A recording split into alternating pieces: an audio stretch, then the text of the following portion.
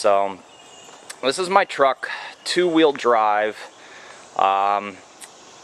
See if we'll even make it up there today. We really need a 4-wheel drive to get to where we're going, but I have a buddy following me up there with a 4-wheel drive truck.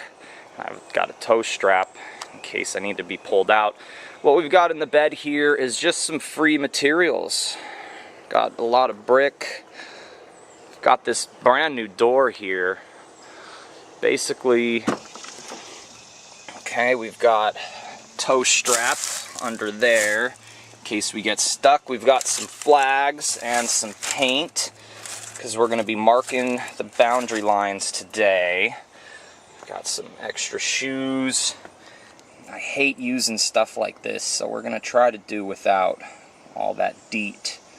But if the ticks are really bad, we don't have any chickens or anything up there yet to start eating them, I may have to use a little skosh of that. So, got a hiking backpack with just some emergency essentials in there, water purifier, some freeze-dried meals, got some mixed nuts in here, eventually tent down there. Eventually all this stuff is going to be up there in the root cellar. As soon as I get the root cellar built, with some locking doors on it, I can go ahead and lock that stuff up in there. But I am running a bit behind this morning, so I'll have to shut the camera off now, and I'll see you when we make it up there.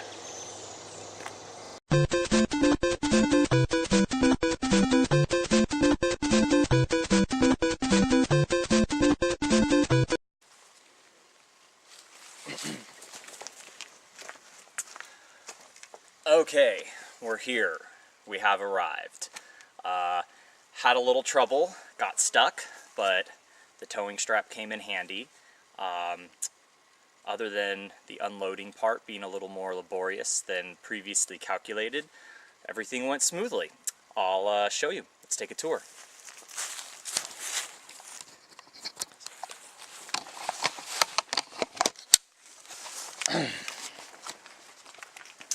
Truck bed, empty. That's the good news. Bad news is we had to go all the way down this hill here. And, you know, we were fine until we got on this somewhat steep and pretty muddy, full of clay kind of ground here. I thought about bringing the wheelbarrow, and for some reason was just too lazy to throw it on.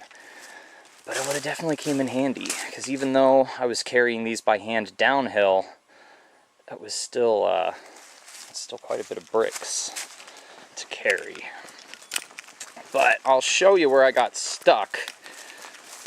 And if the guy I came down with wasn't in a hurry to go, I would have just unloaded everything down here and then had him pull me back up. But he was antsy to get going, so he pulled me back up to the top and took off once I was safe and sound up there. But you can see here, whew, got stuck pretty bad. So definitely I'm gonna get a 9,000-pound winch to put on the front of that baby girl up there. But also can see the for sale sign. Definitely going to be looking into that 4-wheel drive soon. Alright, this is the lovely storage unit. As you can see, what somebody foolishly thought would be a residence in this area. I was that fool once. That's admittedly why I bought mine. But I figured out in the first year or two of city living that it wouldn't do well out here. They're only made to go 1 or 2 weeks tops really off the grid. But you can see I got the materials inside here. Work great as a storage unit. Got all my tools stored, some tile, tarps, all the good stuff. Everything you may need here. And more even, I have to bring back a crowbar for this bad baby.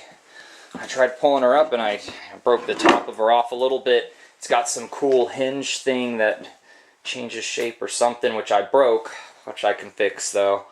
But I need a crowbar to pry that up. It's actually nailed to the floor there. But end of the day, I'll see if there's anything else cool I can salvage from the trailer. Doesn't look like it off of initial glance, but you know, maybe use the propane element out of that bad boy someday for something. But yeah, she'll work great to store stuff. And let's go take a tour to what I call the campsite. This is where I'm thinking of setting up ground zero. I really don't know yet, but ground zero is going to be just the campsite, the area close to the outhouse, which is going to be the first experimental sort of bathroom. That's what that 55-gallon water barrel painted black was for. We're going to actually see if there isn't a hill around here somewhere to put it up. So I got all these things, pretty cool, but tried a few things with some of the native sticks on it earlier, and it was a big fail. They're really designed to clamp a uniform piece of wood, like a 2x4 or something like that. So maybe we'll see if we can get some of these trees up, turn them into some 2x4s for a table for that bad boy. Because if this were to be ground zero, we'd have to clear a couple of these small ones anyways. But I'd like to take the holly trees if possible, like this one here. Oh yeah, she's destined for destruction. These prickly leaves suck. See that? That's sharp. That's pretty sharp right there. They grab you all over the place. The young ones seem to be even sharper. But we're gonna see the creek over here. Yeah.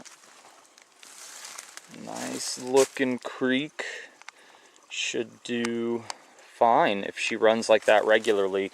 We have had a lot of rain lately, so I don't know what's gonna be here after it doesn't rain for a month or so at a time. If that ever happens up here, I don't know.